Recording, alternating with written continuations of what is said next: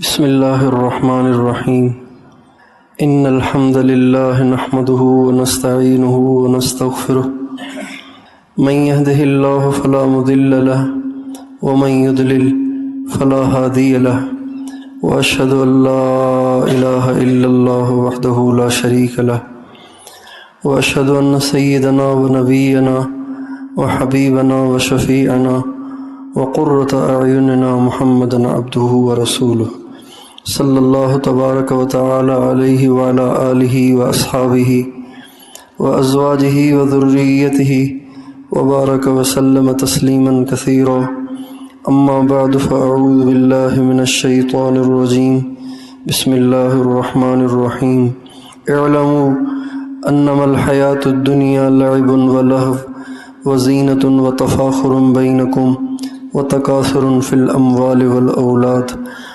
وقال تعالی لقد كان لكم في رسول الله أسوة لمن كان يرجو أسوة حسنة لمن كان يرجو الله واليوم الآخر وذكر الله كثيرا سبحان ربك رب العزة عما يصفون وسلام على المرسلين والحمد لله رب العالمين اللهم صل على سيدنا محمد وعلى آل سيدنا محمد وبارك وسلم.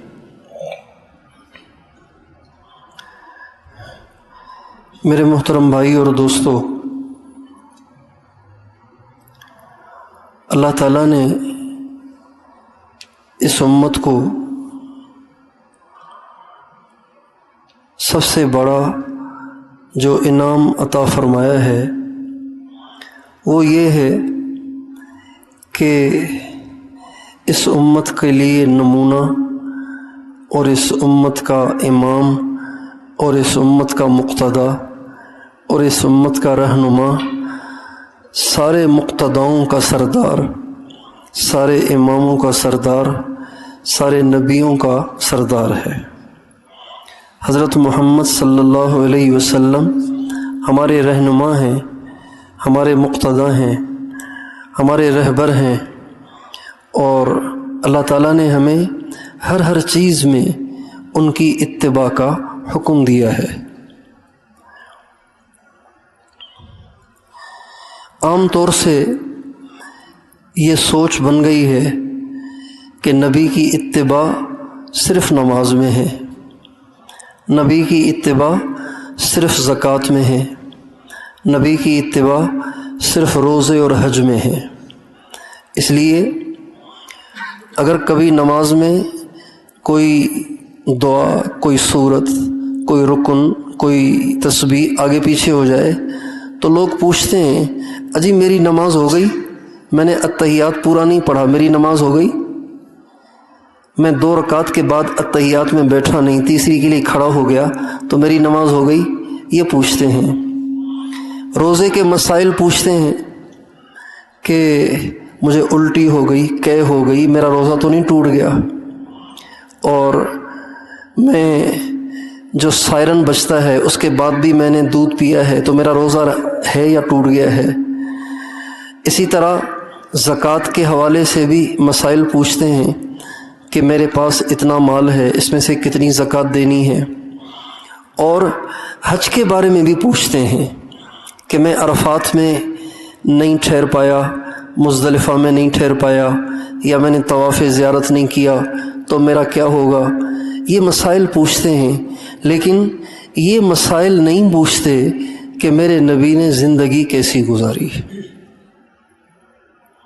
اس لیے کہ عمومی طور پر یہ سوچ بن گئی ہے کہ نبی نمونہ ہیں لیکن صرف نماز میں، نبی نمونہ ہیں مگر صرف روزے میں، نبی نمونہ ہیں مگر صرف حج اور زکوٰۃ میں.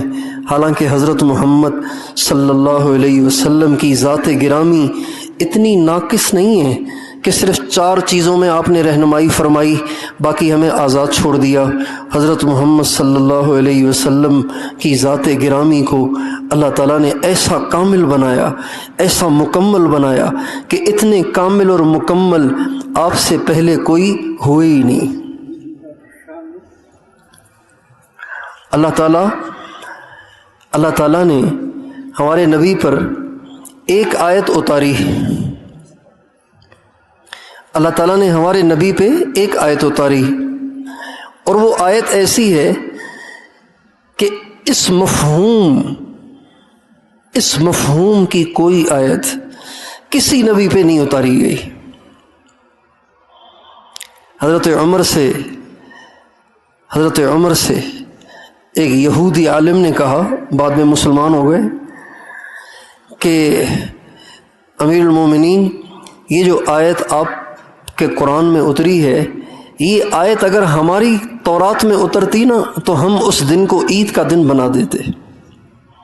اور یہ آیت 9 ذی الحجہ کو عصر کی نماز کے بعد میدان عرفات میں اتری تھی۔ اللہ تعالیٰ نے اپنے نبی سے فرمایا، الیوم اکملت لکم دینکم واتممت علیکم نعمتی ورضیت لکم الاسلام دینا۔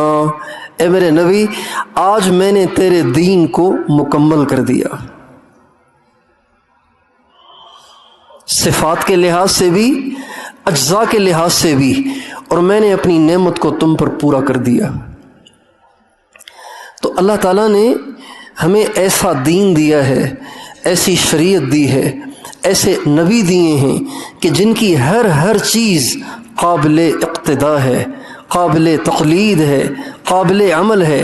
ہمارے نبی نے ہماری رہنمائی صرف نماز روزے میں نہیں فرمائی، بلکہ ہمارے نبی نے تجارت میں بھی ہماری رہنمائی فرمائی ہے، زراعت میں بھی ہماری رہنمائی فرمائی ہے، اور عورت کے لیے بھی رہنمائی ہے، مرد کے لیے بھی رہنمائی ہے، غریب کے لیے بھی رہنمائی ہے، امیر کے لیے بھی رہنمائی ہے، اور یہاں تک کہ ہمارے نبی نے ہماری اس چیز میں بھی رہنمائی فرمائی ہے کہ مسلمان کے جذبات کیا ہونے چاہیے، مسلمان کا جذبہ کیا ہونا چاہیے، مسلمان کی کیفیت کیا ہونی چاہیے، مسلمان کی فکر کیا ہونی چاہیے، مسلمان کی سوچ کیا ہونی چاہیے۔ ہمارے نبی نے ہمیں صرف عمل نہیں دیے، بلکہ ہمارے نبی نے ہمیں سوچ بھی دی ہے، جذبات بھی دیے ہیں، کیفیات بھی دی ہیں۔ ان ساری چیزوں کو جب ملائیں گے تو پھر یہ اسلام بنے گا۔ آج ایک نقص ہے جس نے ہمارے سارے معاشرے کو لپیٹ میں لے لیا ہے۔ ایک ایسی خرابی ہے جس نے ہمارے سارے معاشرے کو اپنی لپیٹ میں لے لیا ہے، اور ایسا لپیٹ میں لیا ہے کہ جس خرابی سے اور جس نقص سے اور جس وبا سے، جس نہ دنیا دار بچا ہوا ہے، نہ دیندار بچا ہوا ہے، نہ پہلی صف کا نمازی بچا ہوا ہے، اور نہ آخری صف کا نمازی بچا ہوا ہے، نہ ہمارا اس سے حاجی بچا ہوا ہے، نہ ہمارا دین دار بچا ہوا ہے، نہ ہمارا دین کی محنت کرنے والا بچا ہوا ہے۔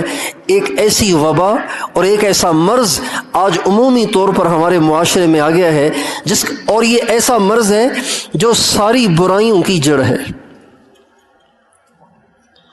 یہ ایسی وبا ہے جو ساری بیماریوں کی جڑ ہے۔ یہ ایسا نقص ہے کہ جس کی وجہ سے انسان کا سارا دین کھوکھلا ہو جاتا ہے، سارا دین کمزور ہو جاتا ہے، اور اس کے لیے شریعت پہ چلنا مشکل ہوتا چلا جاتا ہے۔ اور وہ مرض اور وہ نقص اور وہ وبا اور خرابی وہ دنیا کی محبت ہے۔ ہر ایک اپنے گریبان میں جھانک کے دیکھ لے کہ ہمارا بڑے سے بڑا دیندار بھی اس بات کی خواہش رکھتا ہے کہ میرے پاس بھی اچھا مکان ہو، میرے پاس بھی بڑی گاڑی ہو، میرے بچے بھی عہدوں پر ہوں، اور میرے گھر میں بھی سہولیات کا سارا سامان ہو۔ اس لیے آپ دیکھیں کہ یہ جو بڑی بڑی عمروں کے ہیں، بڑی بڑی عمروں کے جو آگے آگے بیٹھے ہوئے ہیں، پہلی صفوں میں آپ کو یہ سارے سفید ریش نظر آ رہے ہیں۔ نوجوان کہاں ہیں؟ نوجوان کہاں چلے گئے؟ اور یہ پہلی صف والوں کے سروں پہ پگڑیاں بھی ہیں، اور اکثر نوجوانوں نے سروں سے پگڑیاں اتار دی ہیں۔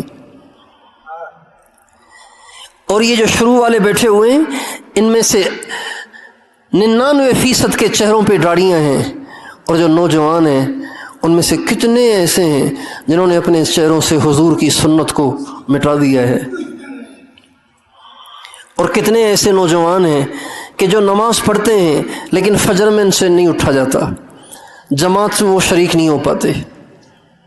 اس کی وجہ اس کے سوا کچھ نہیں ہے کہ آج دنیا کی محبت نے ہمیں اپنی لپیٹ میں لے لیا ہے، اور اس نوجوان نسل کے دنیا کی محبت کے مرض میں مبتلا ہونے کی وجہ یہ ہے کہ ان بڑوں نے ان نوجوانوں کو یہ نہیں بتایا کہ سب سے بڑا اعزاز نبی کی غلامی ہے، بلکہ انہوں نے بھی اپنے بچوں کو یہ پٹی پڑھائی ہے کہ بیٹا جتنا زیادہ کماؤ گے اتنی زیادہ عزت پاؤ گے۔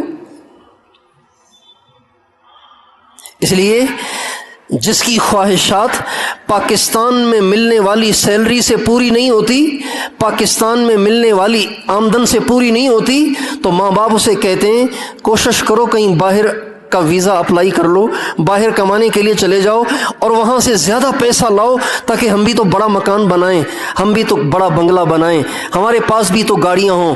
دیکھو فلاں کا بیٹا دبئی گیا، وہاں سے کما کے لایا، کتنا بڑا بنگلہ ہے ان کا۔ یہ ایک ایسا مرض ہے جس نے بلوچستان کو بھی لپیٹ میں لے لیا، سندھ کو بھی لپیٹ میں لے لیا، خیبر پختونخوا کو بھی لپیٹ میں لے لیا، پنجاب کو بھی لپیٹ میں لے لیا، اور ساری امت مسلمہ آج اس مرض میں ایسی مبتلا ہوئی ہے کہ آج وجہ سے اور مال کی وجہ سے، مالدار بننے کے شوق میں، پیسے والا بننے کے شوق میں آج ان کی فرض نمازیں تباہ ہو رہی ہیں، فرض نمازیں تباہ ہو رہی ہیں۔ کتنے دیندار لوگ، باشرع لوگ، دیندار لوگ، لیکن انہوں نے پیسے والا اور مالدار اور امیر بننے کے شوق میں اپنی بچیوں کو اسکولوں میں ڈال دیا، یونیورسٹیوں میں ڈال دیا، کالجوں میں ڈال دیا۔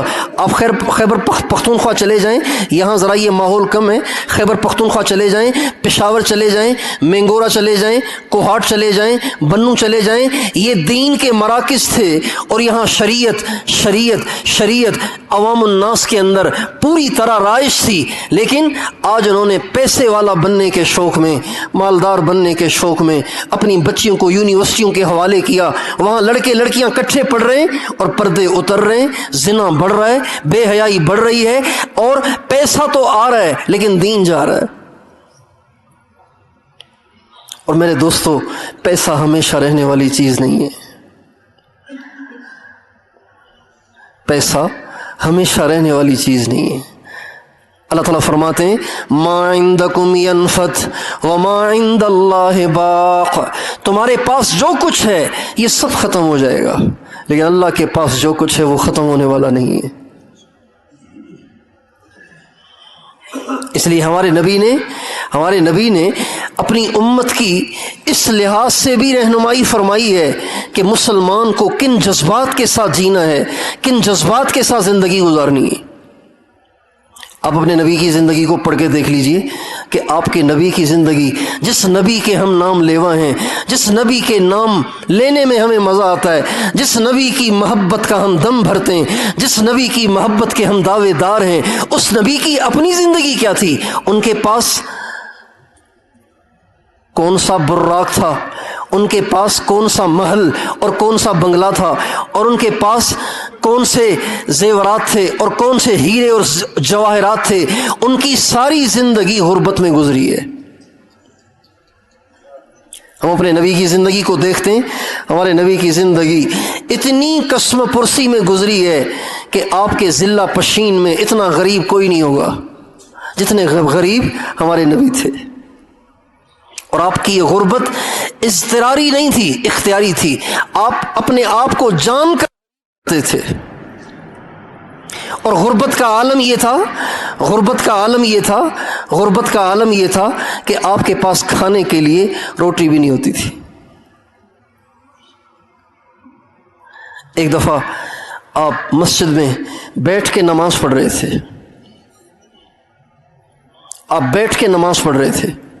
آپ کی توجہ ہے؟ اردو سمجھ میں آ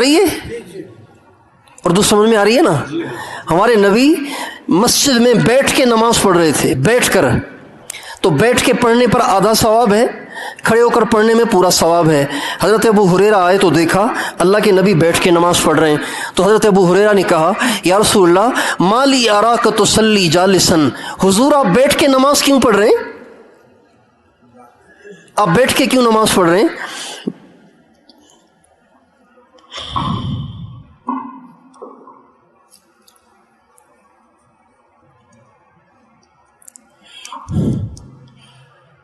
چھوڑ دیں، بس چھوڑ دیں۔ مالی اراک تصلی جالسا، آپ بیٹھ کے کیوں نماز پڑھ رہے ہیں؟ آپ علیہ السلام نے فرمایا الجوع یا ابا ہریرہ، ابو ہریرہ بھوک، ابو ہریرہ بھوک، کھڑا نہیں ہوا جا رہا، بھوک بہت ہے۔ حضرت ابو ہریرہ نے جب یہ سنا تو رونے لگے۔ آپ علیہ السلام نے فرمایا لا تبکی یا ابا ہریرہ، ابو ہریرہ رو نہیں، فإن شدت الحساب لا تصیب الجائع یوم القیامہ، اس لیے کہ جو اللہ کی وجہ سے بھوکا رہا قیامت کے دن اس کا حساب نہیں ہوگا۔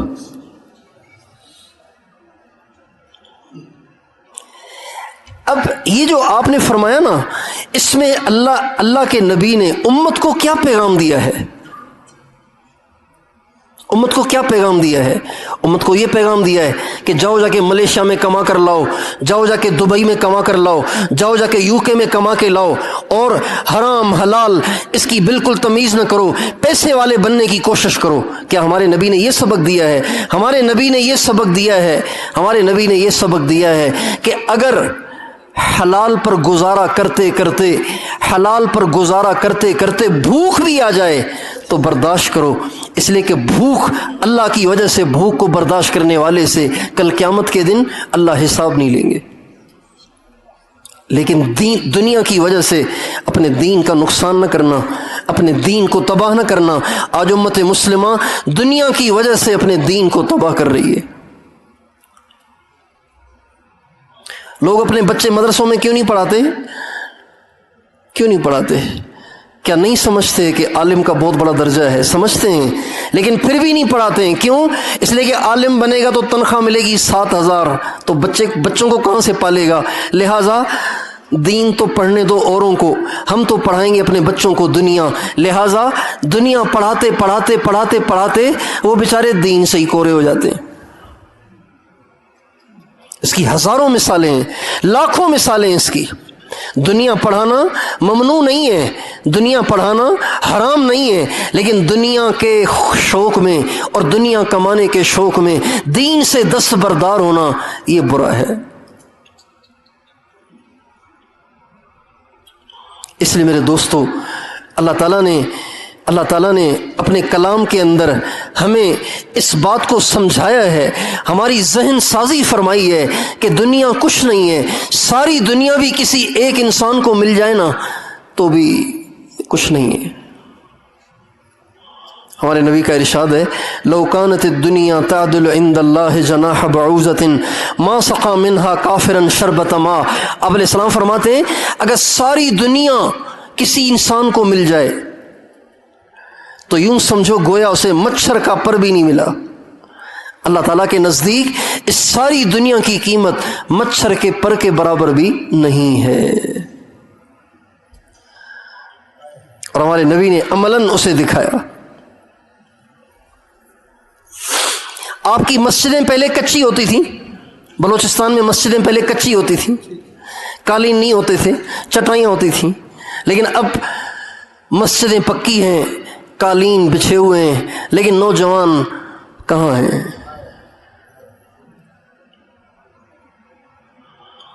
کیا آپ کے علاقے میں اتنے ہی نمازی ہیں جتنے آج آئے ہوئے ہیں؟ کیا آپ کے علاقے میں اتنے ہی مسلمان ہیں جتنے آج نماز پڑھنے آئے ہوئے ہیں؟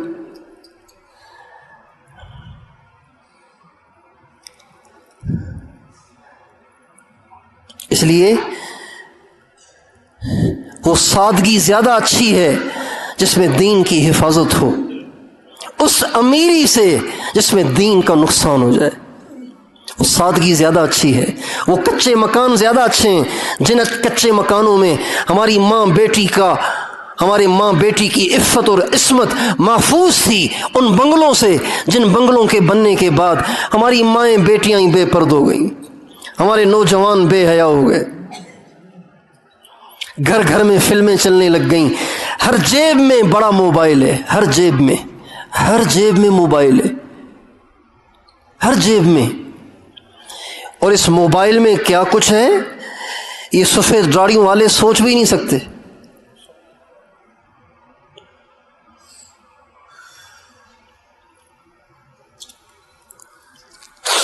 آج سے 25 سال پہلے جب کسی کو پی ٹی سی ایل پہ کال کرنی ہوتی تھی نا، پی ٹی سی ایل پہ کال کرنی ہوتی تھی تو 5 روپے کا 1 منٹ ہوتا تھا۔ اس وقت 5 روپے بڑی چیز تھی۔ مجھے یاد ہے اس وقت 4 روپے کا 1 کلو دودھ ہوتا تھا، 4 روپے 1 کلو دودھ۔ اس وقت پی ٹی سی ایل پہ کسی کو فون کرنا ہے نا پاکستان میں تو 5 روپے کا 1 منٹ، آج سے 25 سال پہلے۔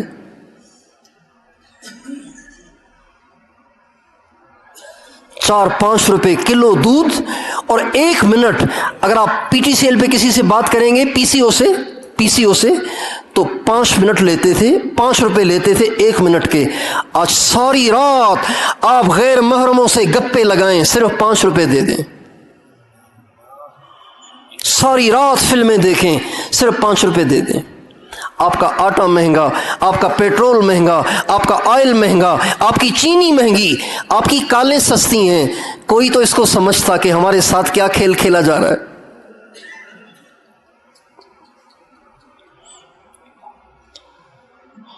میرے دوستو، آج آپ کے نوجوانوں میں ابھی کچھ سمجھ باقی ہے۔ اگر ہم نے ان نوجوانوں کو سمجھایا نہیں اور ان نوجوانوں کو ان کی اصل کی طرف لانے کی کوشش نہ کی، ان کو ان کی ثقافت کی طرف متوجہ نہ کیا، ان کو ان کے نبی کے طریقے سے آشنا نہ کیا، تو یہ نسل آگے چل کر اسلام ہی سے ہاتھ دھو دے گی۔ ارتداد ایک دم نہیں آتا، ارتداد ایک دم نہیں آتا۔ پہلے ٹوپی اترتی ہے، پھر داڑھی اترتی ہے، پھر جماعتیں چھوٹتی ہیں، پھر نمازیں قضا ہوتی ہیں، پھر مولویوں پہ اعتراض پیدا ہوتا ہے، علماء کو گالیاں دی جاتی ہیں، علماء پہ انگلیاں اٹھائی جاتی ہیں، علماء کے خلاف بیان دیے جاتے ہیں، علماء کے کیڑے نکالے جاتے ہیں، علماء پہ تنقید کی جاتی ہے۔ بس یہ وہ آخری سیڑھی ہے جس کے بعد انسان ارتداد کی طرف چل پڑتا ہے، اسلام ہی سے محروم ہو جاتا ہے۔ اس لیے میرے دوستو، ان سارے امراض کی جو جڑ ہے نا وہ یہ مالدار بننے کا شوق ہے۔ مالدار بننے کا شوق نہ رکھیں، نبی کا غلام بننے کا شوق رکھیں۔ اللہ کی نظر میں لینڈ کروزر میں پھرنے والا اور اللہ کی نظر میں ٹوٹی ہوئی سائیکل پہ پھرنے والا دونوں برابر ہیں۔ اللہ کے ہاں لینڈ کروزر والا بڑا نہیں ہے، سائیکل والا چھوٹا نہیں ہے۔ اللہ پاک کے ہاں ان اکرمکم عند اللہ اتقاکم، اللہ تعالیٰ فرماتے ہیں تم میں سب سے زیادہ معزز میرے نزدیک وہ ہے جو دین میں سب سے آگے بڑھا ہوا ہے۔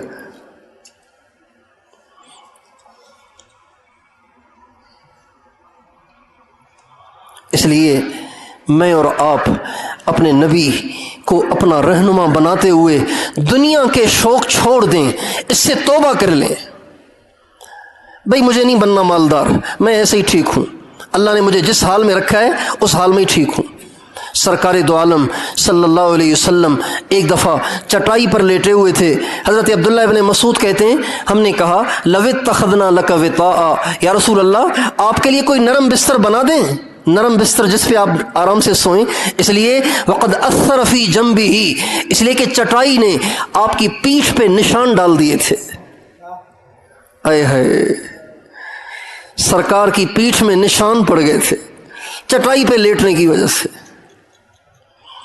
عبداللہ ابن مسعود کو دیکھ کے ترس آ گیا کہ یا رسول اللہ آپ کے لیے نرم گدا بنا دیں؟ آپ نے فرمایا مالی وللدنیا ما انا فی الدنیا الا کراکب استظل تحت شجرۃ ثم راح وترکها۔ عبداللہ میں کیا کروں دنیا سے، میں تو اس دنیا میں مسافر ہوں، مسافر کیسے سفر کرتا ہے؟ سیٹ مل جائے تو اچھا، نہیں تو کھڑے کھڑے بھی سفر کر لیتا ہے۔ ہم لوگ ٹرین کا سفر کرتے ہیں نا، جاتے ہیں نا رائے گنج جاتے ہیں، ٹرین کا سفر کرتے ہیں تو ہم دیکھتے ہیں کچھ لوگ برتھ پہ لیٹ رہے ہوتے ہیں، کچھ لوگ سیٹوں پہ بیٹھے ہوتے ہیں، کچھ راستوں میں ہی بیٹھ جاتے ہیں، اور کچھ بیت الخلاؤں کے سامنے ہی کپڑا بچھا کے بیٹھ جاتے ہیں۔ کیوں؟ سفر ہے۔ بیت الخلاء کے سامنے بھی گزر جائے گا، کھڑے کھڑے بھی گزر جائے گا، بغیر بکنگ کے بھی گزر جائے گا، بغیر ریزرو بھی گزر جائے گا، بغیر بھی گزر جائے گا، اس لیے کہ سفر ہے۔ حضرت عبداللہ ابن عمر رضی اللہ تعالی عنہما کے کندھے پر ہمارے نبی نے ہاتھ مارا اور فرمایا، عبداللہ کن فی الدنیا کأنک غریب، دنیا میں ایسے رہو جیسے نہ کوئی تمہیں جانتا ہے نہ تم کسی کو جانتے ہو۔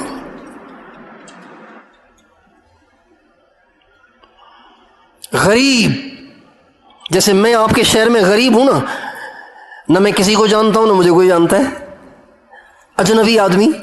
ہمارے نبی کا ارشاد ہے، عبداللہ دنیا میں اجنبی بن کے رہو ایسے جیسے تمہیں کوئی جانتا ہی نہیں اور تم کسی کو نہیں جانتے، اور عابر سبیل، یا ایسے رہو جیسے تم یہاں سے گزر رہے تھے۔ گزرتے گزرتے آدمی کسی کو سلام کر لیتا ہے نا، گزرتے گزرتے سلام کر لیتا ہے، ایسے رہو دنیا میں۔ دنیا میں تعلقات کو بڑھانا اور دنیا میں یاریاں لگانا اور دنیا میں دوستیاں لگانا اور دنیا میں پراپرٹی اور دنیا میں عہدے کے لیے اپنے من تن دھن کی بازی لگانا، اپنی عزت کو دانا، یہ مسلم کو زیب نہیں دیتا، یہ مسلمان کو زیب نہیں دیتا۔ مسلمان تو فقیرانہ زندگی گزارتا ہے۔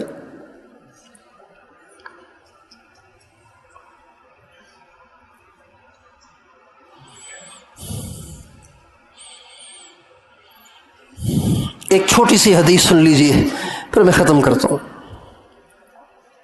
ایک دفعہ ہمارے نبی مسجد میں دوپہر کے وقت میں تشریف لائے، دوپہر کے وقت میں مسجد میں تشریف لائے تو آپ نے دیکھا کہ حضرت ابو بکر بھی بیٹھے ہوئے تھے، حضرت عمر بھی بیٹھے ہوئے تھے۔ یہ وقت تھا کیلولے کا، کیلولے کا وقت تھا۔ ہمارے نبی کی مستقل سنت ہے دوپہر کے کھانے کے بعد لیٹ جانا، یہ ہمارے نبی کی مستقل سنت ہے۔ یہ سنت بھی ختم ہو گئی، اس لیے کہ لوگ ویسے ہی دیر سے اٹھتے ہیں، 10 بجے 11 بجے اٹھتے ہیں اور 11 بجے جا کے دکان کھولتے ہیں، عشاء کے بعد تک دکان پہ بیٹھے رہتے ہیں اور بازار آباد رہتے ہیں، اور اس لیے دوپہر کو سونے کا کوئی نہیں بنتا۔ ہمارے نبی کی سنت ہے رات کو جلدی سو جانا۔ بھائی شرعاً صحیح طریقہ یہ ہے کہ مغرب سے پہلے آپ اپنا کاروبار بند کر دیں، شرعاً صحیح طریقہ یہ ہے، مغرب سے پہلے آپ کا کاروبار بند ہونا چاہیے۔ شرعاً اس لیے کہا، اس لیے کہ ہمارے نبی کے زمانے میں معمول تھا مغرب کے بعد کھانا کھانے کا، تو کھانا تب کھائیں گے نا جب دکان بند ہوگی، دکان کھلی ہوگی تو کھانا کیسے کھائیں گے؟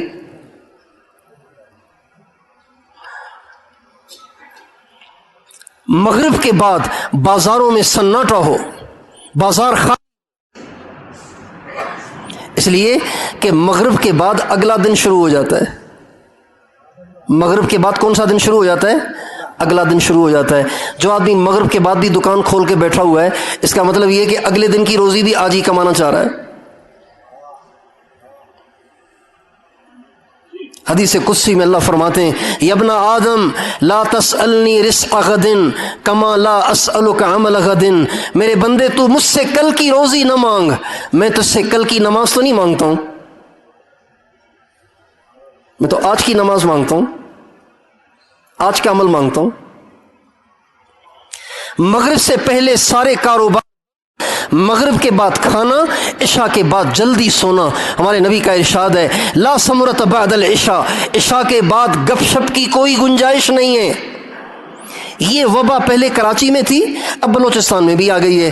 میں نے وہاں چمن میں ساتھیوں سے پوچھا، میں نے کہا یہاں بھی نوجوان رات کو گھروں میں دیر سے آتے ہیں؟ کہاں، یہ وبا اب یہاں بھی آ گئی ہے کہ رات کو دیر تک نوجوان باہر گھومتے پھرتے ہیں اور رات کو دیر سے آتے ہیں، اور ماں باپ کو پتہ ہی نہیں کہ کہاں وہ کیا کر رہے ہیں۔ کیا کرتے ہیں؟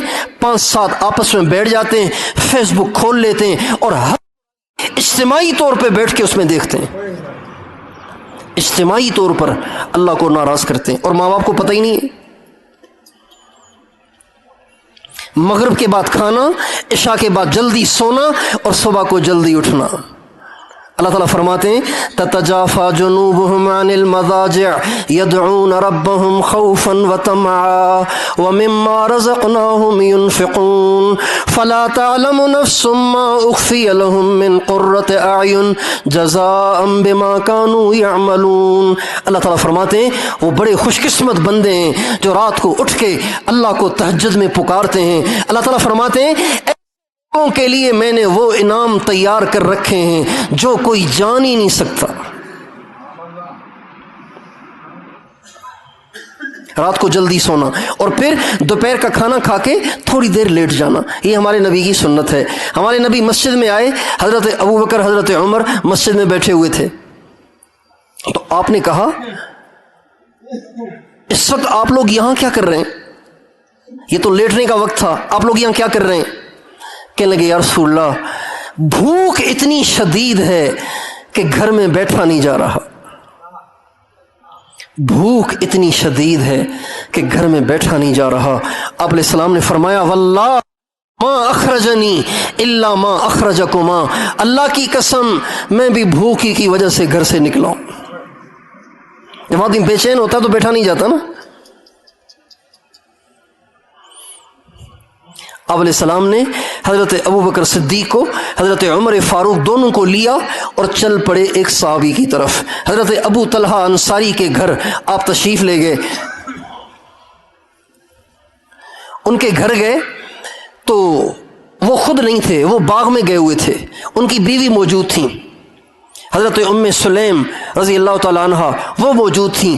انہوں نے جب دیکھا نا کہ اللہ کے نبی تشریف لے آئے تو ان کی تو عید ہو گئی، اللہ کے نبی ہمارے گھر میں تشریف لے آئے، تو وہ جلدی جلدی گئیں اور جا کے اپنے خاوند کو آواز دی ابو طلحہ جلدی آئیے، اللہ کے نبی ہمارے گھر میں تشریف لائیں۔ حضرت ابو طلحہ جلدی جلدی کھجوروں کے باغ سے باہر آئے اور کچھ پکی ہوئی کھجوریں، کچھ کچی کھجوریں اور کچھ آدھی پکی ہوئی آدھی کچی ہوئی کھجوریں، تینوں قسم کی ورائٹیاں لا کر ہمارے نبی کے سامنے رکھیں۔ آپ علیہ السلام نے کہا اتنے سارے خوشے کیوں لے آئے، ایک ہی لے آتے۔ کہا یا رسول اللہ مجھے سمجھ نہیں آ رہا تھا کہ آپ کو کیا پسند ہے، میں نے کہا سارے ہی پیش کر دوں، جو آپ کو پسند ہوگا آپ کھا لیں گے۔ چنانچہ ہمارے نبی کھجوریں کھانے لگے، حضرت ابوبکر حضرت عمر بھی کھجوریں کھانے لگے۔ حضرت ابو طلحہ جلدی سے گئے اور بیوی سے کہا روٹی پکاؤ، اور خود بکری کے بچے کو ذبح کیا، اس کو آگ پہ پکایا، بکری کا بچہ بھی تیار ہو گیا، روٹی بھی تیار ہو گئی، سرکار کے سامنے روٹی کو اور گوشت کو پیش کیا گیا۔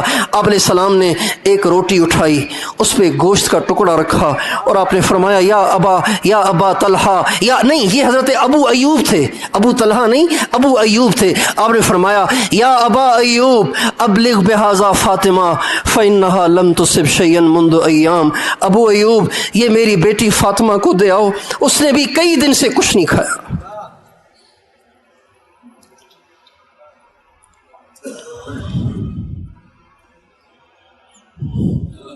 مسلمان کو اپنے نبی کی زندگی سے سیکھ کہ دنیا کتنی کمانی ہے، دنیا سے کتنا دل لگانے کی گنجائش ہے۔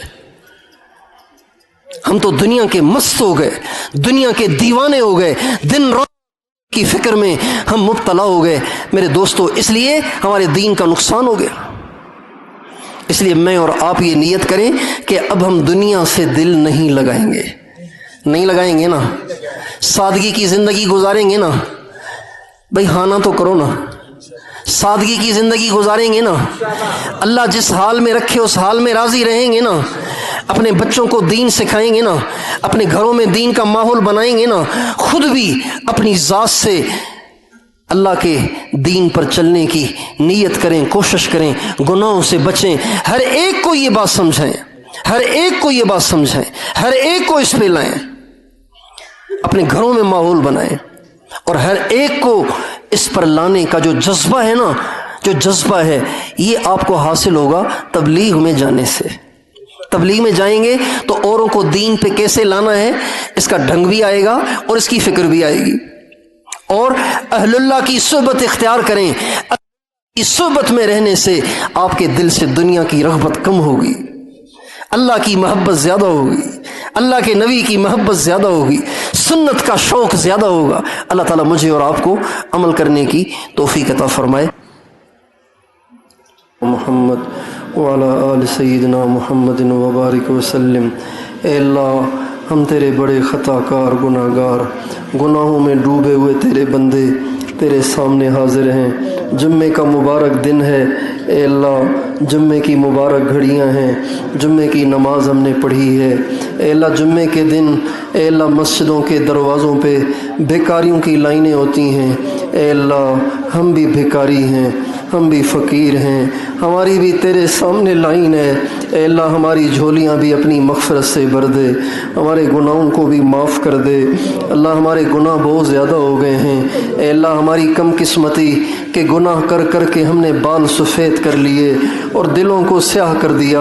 اے مالک الملک، ہمارے گناہوں کو اپنی رحمت سے معاف کر دے، ہمارے گناہوں کو معاف کر دے، ہماری خطاؤں سے درگزر کر دے اللہ۔ ہم اپنے گناہ کسی کو بتا بھی نہیں سکتے اللہ، رسوا ہو جائیں گے، ذلیل ہو جائیں گے تیرے اے اللہ۔ اپنے سارے گناہ ہم تیرے سامنے رکھتے ہیں اے اللہ، تو ماؤں سے زیادہ مہربان ہے اللہ۔ ہماری مثال اس بچے کی سی ہے جس کے کپڑوں میں پاخانہ نکل گیا ہے اے اللہ، وہ کسی کے پاس نہیں جاتا اس لیے کہ اسے پتہ ہے کہ ہر کوئی نفرت کرے گا اے اللہ۔ وہ سیدھا ماں کے پاس جاتا ہے، اسے پتہ ہے کہ ماں نفرت نہیں کرے گی بلکہ ماں نہلائے گی، دھلائے گی، دوبارہ کپڑے پہنا کے گود میں بٹھائے گی اے اللہ۔ تو ماؤں سے زیادہ مہربان ہے۔ ہماری نگاہیں بھی ناپاک ہو چکی ہیں، ہماری زبانیں بھی ناپاک ہو چکی ہیں، بے لگام ہو چکی ہیں، ہمارے کان بھی ناپاک ہو چکے ہیں، ہمارے دامن بھی داغدار ہو چکے ہیں، ہمارا سارا وجود گناہوں میں ڈوبا ہوا ہے اے مالک الملک۔ ہمارا رواں رواں تیری نافرمانی سے لت پت ہوا پڑا ہے، ہمارے سارے وجود سے بدبوئیں اٹھتی ہیں اے مالک الملک۔ اپنے کرم سے ہمارے سارے وجود کو اے اللہ گناہوں سے دھو دے، گناہوں سے دھو دے، گناہوں سے پاک کر دے، اپنی محبت دے دے، اپنے محبوب کی محبت دے دے اے اللہ۔ زندگی گزر گئی اے اللہ، زندگی گزر گئی اے اللہ، زندگی گزر گئی، سجدے کرتے کرتے ماتھے پہ محراب بن گیا اے اللہ، گھٹنوں پہ نشان پڑ گئے لیکن تیری محبت کا سجدہ ایک بھی اب تک نصیب نہیں ہوا اے مالک الملک۔ سجدے کا سرور دے دے اے اللہ، رکوع کا سرور دے دے اے اللہ، قیام کا اے اللہ سرور دے دے۔ وہ بھی تو تیرے بندے تھے جو ساری رات سجدے میں گزار دیتے تھے اے اللہ۔ امام اعظم نے 40 برس عشاء کے وضو سے فجر کی نماز پڑھی اے اللہ۔ ہماری تو ساری راتیں سونے میں گزر جاتی ہیں، غفلت سے گزر جاتی ہیں، تو آدھی رات کو آوازیں لگاتا ہے کوئی ہے مانگنے والا، ہم فقیر ہو کر بھی پڑے سو رہے ہوتے ہیں اے مالک الملک۔ یہ غفلت کی زندگی ختم کر دے، اب ہمیں اپنی محبت دے دے، اپنی معرفت دے دے، اپنا عشق دے دے اے اللہ۔ ہم دنیا کے لیے روتے ہیں، ہمیں اپنی محبت میں رونے والا بنا دے اے اللہ۔ ہم اپنے رشتہ داروں کے لیے روتے ہیں، ہمیں اپنے نبی کو یاد کر کے رونے والا بنا دے اے اللہ۔ حضرت عمر ایک دفعہ ایک گھر کے پاس سے گزر رہے تھے، ایک عورت حضور کو یاد کر کے رو رہی تھی اے اللہ۔ حضرت عمر بھی وہیں بیٹھے بیٹھے صبح تک روتے رہے اے اللہ۔ ہمیں بھی اپنے نبی کی محبت میں رونا نصیب فرما دے، ہمیں بھی اپنے نبی کی محبت میں رونا نصیب کر دے، سنت کا شوق دے دے، سنت کا ذوق دے دے۔ ہمارے نوجوانوں نے سنتیں چھوڑ دی ہیں، انہوں نے داڑھیاں منڈا دی ہیں اے اللہ، انہوں نے پگڑیاں اتار دی ہیں اے اللہ، انہوں نے ٹوپیاں اتار دی ہیں اے اللہ۔ بڑے موبائل نے ان کے تقوی کی دھجیاں اڑا دی ہیں اے اللہ، ان کے حیا کی دھجیاں اڑا دی ہیں۔ بیٹیاں بے پرد ہو گئی ہیں اے مالک الملک۔ اے بادشاہوں کے بادشاہ، دل تو ہمارے ہاتھ میں نہیں ہے، دل تو تیرے قبضے میں ہے۔ ساری دنیا میں اسلام کا بول بالا کر دے، ہمارے بچے ہمیں واپس کر دے، ہماری نسل ہمیں واپس کر دے، ہماری مائیں بیٹیاں ہمیں واپس کر دے۔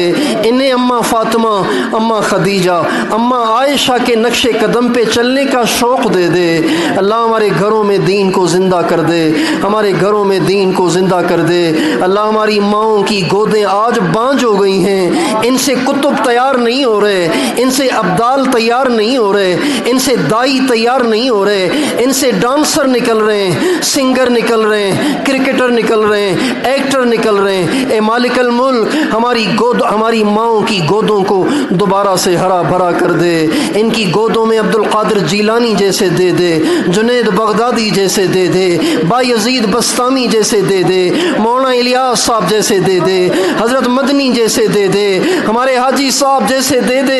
اے اللہ تیرے خزانے ختم نہیں ہو گئے، تو ایسے اور بھی بہت سے بنا سکتا ہے۔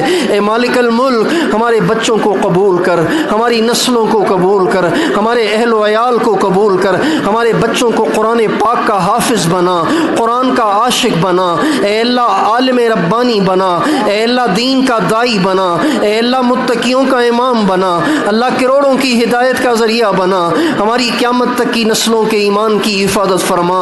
اے اللہ یہ بلوچستان تو سیدھا سادہ علاقہ تھا، ان کی عورتیں اے اللہ با پرد تھیں، ان کے نوجوانوں کے سروں پہ بھی پگڑیاں ہوتی تھیں۔ اے اللہ باطل یہاں بھی آ گیا ہے، اے اللہ یہاں بھی عورتیں باہر نکل رہی ہیں، یہاں کے نوجوانوں نے بھی اب داڑیاں منڈانا شروع کر دی ہیں، اذانیں سن کے مسجد میں نہیں آتے۔ اے مالک الملک، دوبارہ سے وہ دین کی بہار لے آ، اے اللہ دین کی بہار لے آ، مسجدوں کو آباد کر دے، اے اللہ بے دینی کو ختم کر دے۔ اے اللہ پہلی صف میں بوڑھے بوڑھے کیوں نظر آتے ہیں، نوجوان کہاں چلے گئے ہیں؟ اے اللہ ان کی پہلی صفوں کو بھی نوجوانوں سے آباد فرما، کالی داڑھی والوں سے آباد فرما، اے اللہ بے داغ جوانی والے جوانوں سے آباد فرما۔ اے اللہ اسلام کا بول بالا فرما، کفر کا منہ کالا فرما، ہمارے بے نمازیوں کو پکا نمازی بنا دے، ہماری عورتوں کو پردہ دار بنا دے، ہمارے نوجوانوں کو پرہیزگار بنا دے، تبلیغ کے کام کی حفاظت فرما، آپس کے انتشار کو ختم فرما، اتحاد اور اتفاق کی صورتیں پیدا فرما۔ اے دو مختلف رنگوں اور مختلف ذائقوں کے سمندروں کو جمع کرنے والے خدا، ہمارے تبلیغ میں بھی اتفاق پیدا فرما، اتحاد پیدا فرما۔ اے اللہ انتشار کی صورتیں ختم فرما، اے اللہ جہاں جہاں رکاوٹیں ہیں دور فرما، ویزوں میں آسانیاں فرما، اجتماعات جوڑوں مشوروں میں سب میں برکتیں عطا فرما، کام کرنے والوں کو 6 صفات سے متصف فرما، کام کرنے والوں کو دن کی بھی جد و جہد عطا فرما، رات کی بھی جد و جہد عطا فرما۔ اے اللہ مدارس دینیہ کی حفاظت فرما، پڑھنے پڑھانے والوں کو اپنے مقربین میں شامل فرما۔ اے اللہ مہنگائی بہت ہو گئی ہے، اے اللہ اے غریب کے لیے بچوں کو دال روٹی کھلانا مشکل ہو گیا ہے، یہ سینکڑوں طلباء کو، تیرے مہمانوں کو، تیرے نبی کے مہمانوں کو یہ علماء کہاں سے کھلائیں گے؟ اے اللہ ان کے پاس کوئی پیٹرول کے کنویں تو نہیں ہیں۔ اے مالک الملک، تو ان کو اپنے خزانوں سے عطا فرما، ان کی محتاجی کو ختم فرما۔ جب یہ مدرسے کے سفیر اے اللہ کھڑے ہو کے اے اللہ لوگوں سے 10-10 روپے کا چندہ لیتے ہیں، اے اللہ جب یہ پیٹی لے کے دروازے کے پاس بیٹھتے ہیں ہمارا دل پارا پارا ہو جاتا ہے۔ کیا تیرا دین اتنا ذلیل ہو گیا؟ کیا تیرا دین اتنا خسیس ہو گیا؟ اے مالک الملک، تو نے بنی اسرائیل کو وادی طی میں 40 برس من و سلوہ کھلایا، تو مدارس والوں کو بھی تو دے سکتا ہے۔ اے اللہ مدارس کو خود کفیل بنا دے، اے اللہ ان کی ضروریات کا غیبی خزانوں سے تکفل فرما دے۔ جن خانقاہوں میں تیرا نام سکھایا جاتا ہے ان خانقاہوں کی حفاظت فرما۔